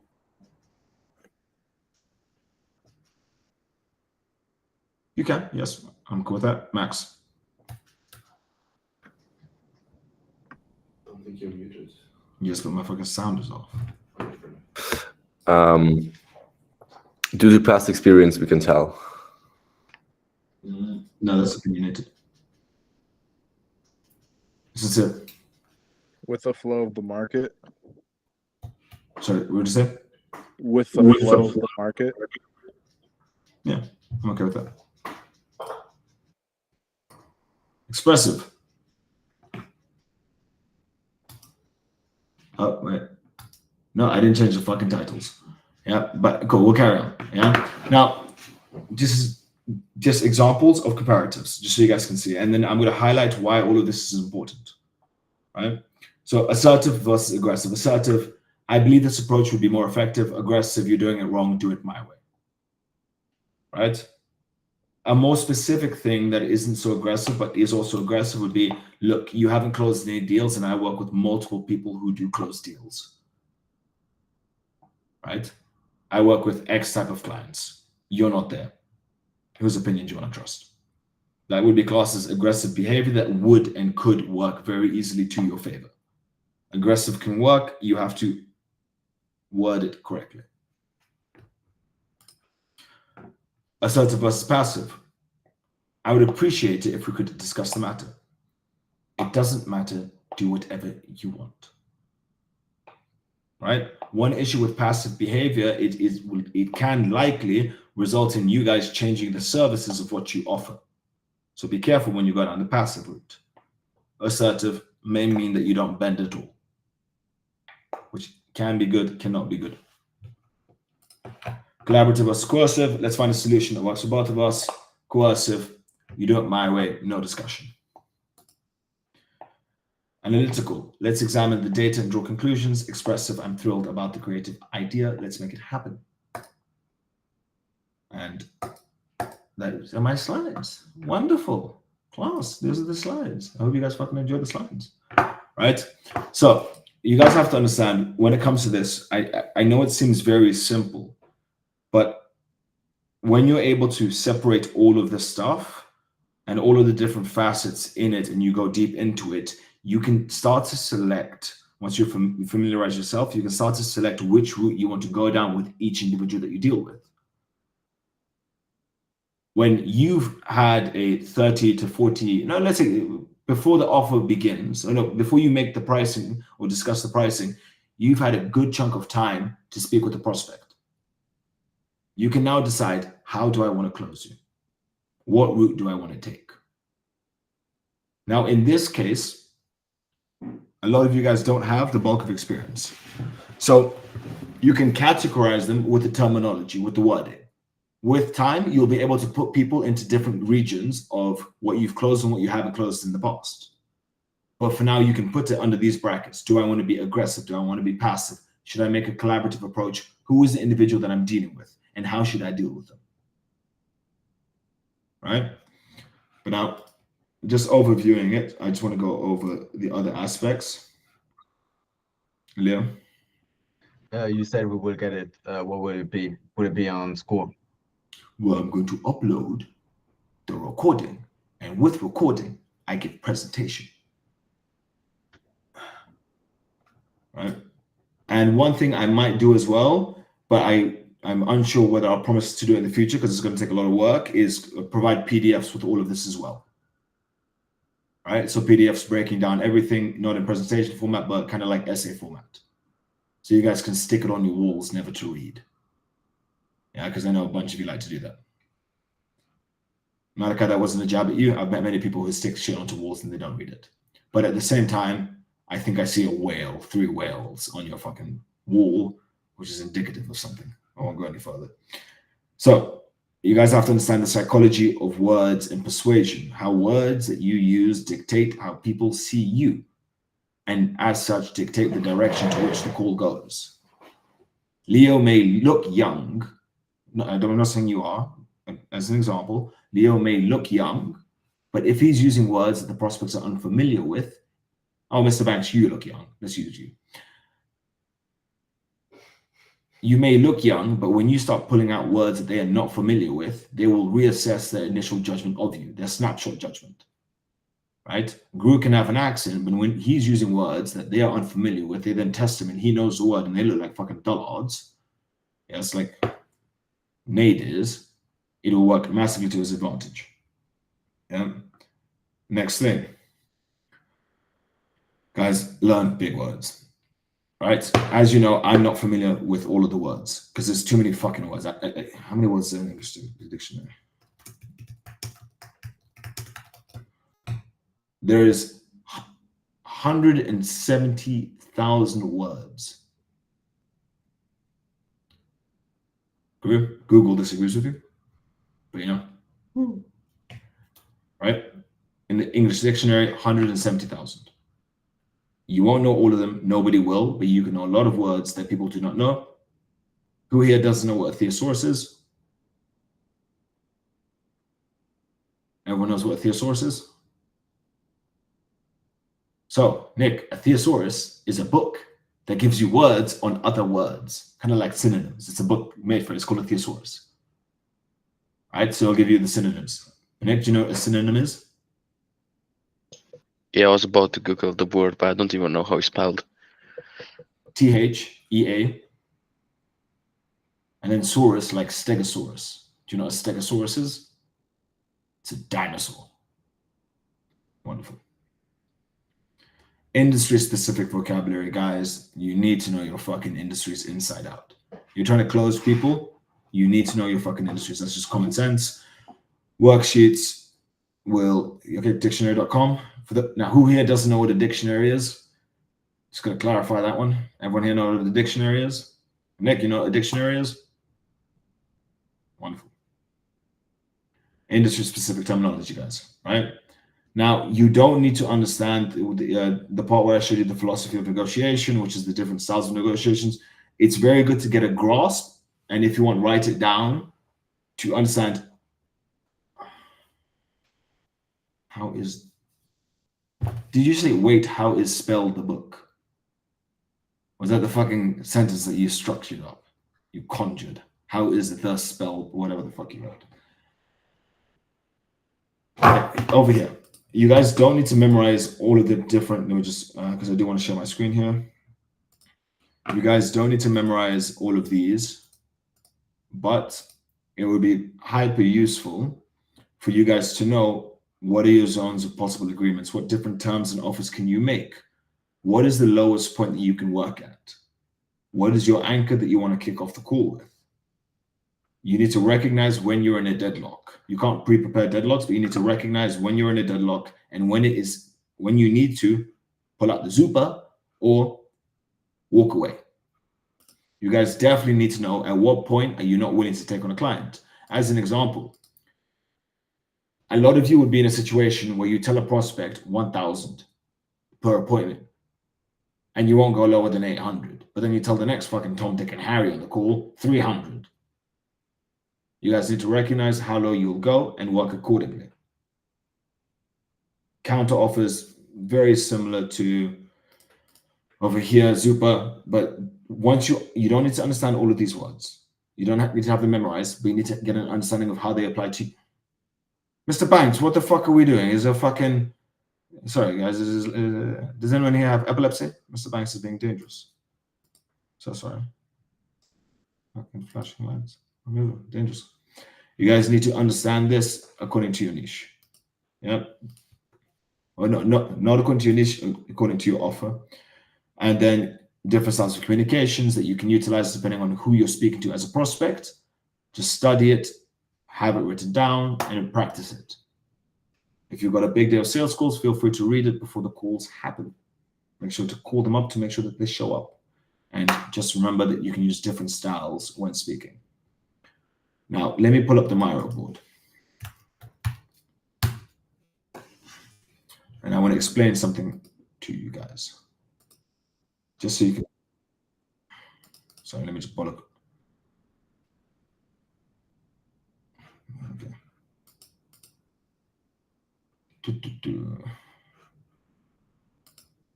Mr. Banks, do you know what epilepsy is? Yeah, it's a serious condition where people start glitching out. Yes? Please give us a warning before when your fucking room turns into a rave house. Right? Wonderful. So let me just share my screen. So, we need to move this here. So, you guys have to understand that in an industry, you want to go for a 30% close rate. Now, why 30%? Because realistically, it should be 60%. When you're closing at a very high level, it should be 60%. But then why am I saying 30%? Because qualified, right? Now, I would argue nearly 60, 70% of the people that you speak to are qualified. They have the money. They may not have a lot of money, but they have money. If they have any form of money, they're qualified. It just depends how far along the line you push them or whether or not they're going to close. But 30% close rate is based on unqualified people. Now, qualified should be at a high level, 60%. They have the money, they trust you, they sign up. But now, an example of what we did today, when performing what we've done at a high level, that will add a 5% to the likelihood of close, right? As you guys know, we've got the 25 laws that we teach. Now, I am unsure whether or not I want to tell you what percent applies to which law, in case some of you guys just hyper-focus on some of them. But understand, the more you work on each 25, the more percent or the more of a knock-on you're having to your close rate. Quite literally, putting it simply, better vocab equals more closes. Right? Authority, framing equals more closes. Calculus equals more closes. Negotiation equals more closes, etc., etc., etc. And we have our 25 laws. Each thing that you learn, you must embody, or at the very least, you must copy fucking paste. Right? I would actually argue copy paste and then learn afterwards. Nick? It might be a stupid question, but like we say that at the highest level, it's going to be 60%, right? But if the prospect is qualified and fully warm, why isn't it higher than 60? Because you'll make mistakes. You'll misread a situation. You'll misunderstand something. Even at the highest level? Yes. Okay. Because you will misjudge or misread a situation. As an example, I may need to push someone, or at the same time, I may not need to push someone. It is very contextual. And if I've misread the situation, then I fuck up. So just for a fuck up, it might end up in not closing. Okay. Literally. Right? Because honestly, once you get past a certain level, it's all about the closing. Because every single call will result in closing unless you decide otherwise. Right? You have all the fundamentals there. And now it's always in those last few moments. How do you handle it based on all the information you got in the fucking past? Right? And then once you get to a certain level, after that call is completed, you'll know why the fuck you didn't close. And it will be literally one needle in a haystack full of fucking needles. I can't be fucked to like make a haystack of needles, but let's just change the color. You misinterpreted that. And if that was correct, you would have closed.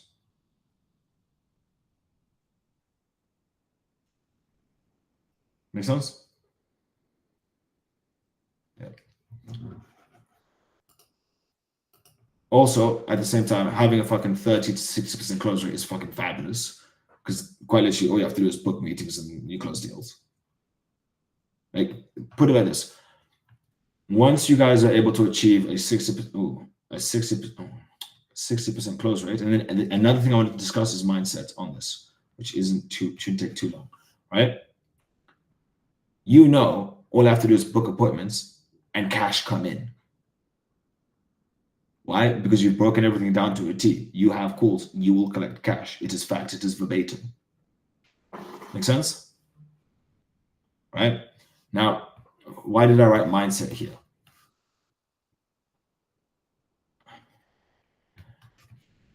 You guys are able to amend your mindset to close more deals. What do I mean by this? It is no longer you, right? It is a formula. Granted, it's a big formula. I've said this in the past. You've got 25 variables. You play to the right variables, you play accordingly, you will close deals. Because at that point, it's no longer you. Because you have arguably systemized your behaviors. Does that make sense?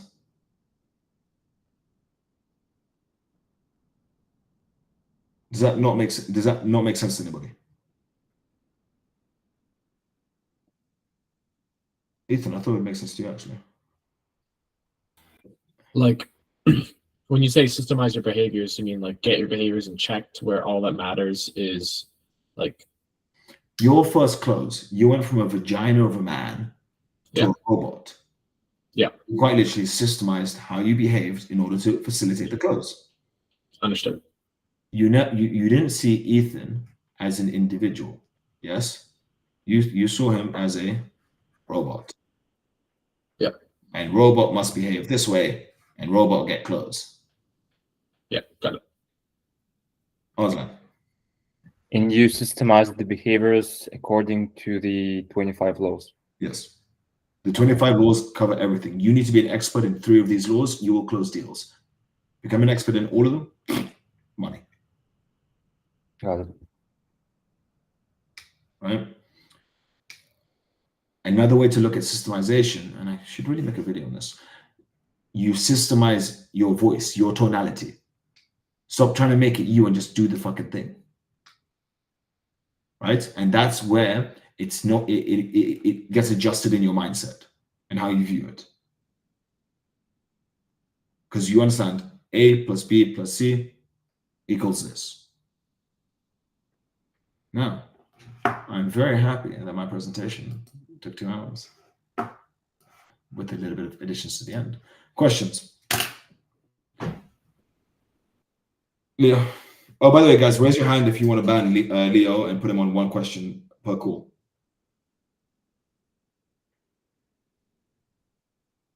I see it's awkward when it's only 1 person who raises their hand, isn't it, Max? You know, you Thank you very much. like a community when it's just you. Wonderful. Leo, speak. Yeah, just want to ask if I could speak to you shortly after. I have some questions. Stay on the call because I want to stay on the call with a few people here. Ethan. Can I ask a question that's like slightly off topic from this? Please.